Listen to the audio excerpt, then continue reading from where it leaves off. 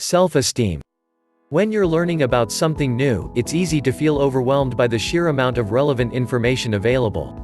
This informative video should help you focus on the central points.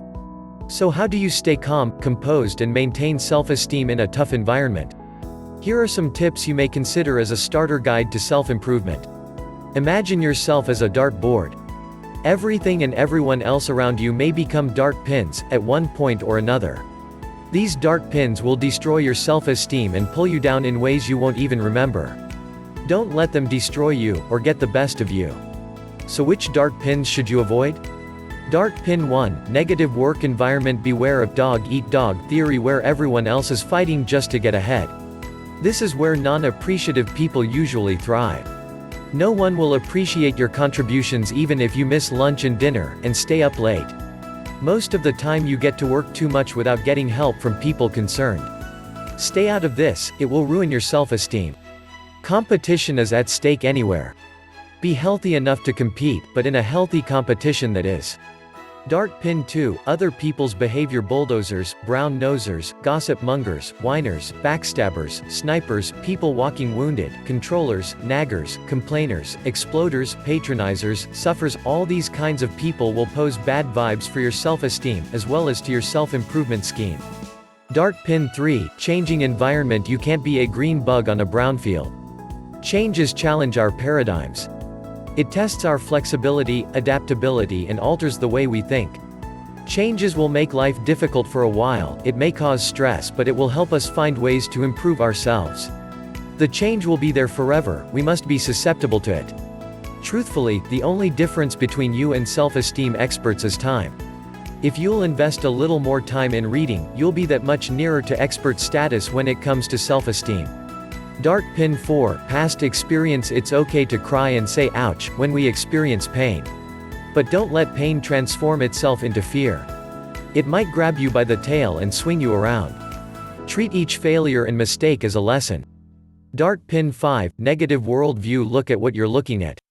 Don't wrap yourself up with all the negativities of the world. In building self-esteem, we must learn how to make the best out of worst situations. Dart pin 6, determination theory. The way you are and your behavioral traits are said to be a mixed end product of your inherited traits, genetics, your upbringing, psychic, and your environmental surroundings such as your spouse, the company, the economy or your circle of friends.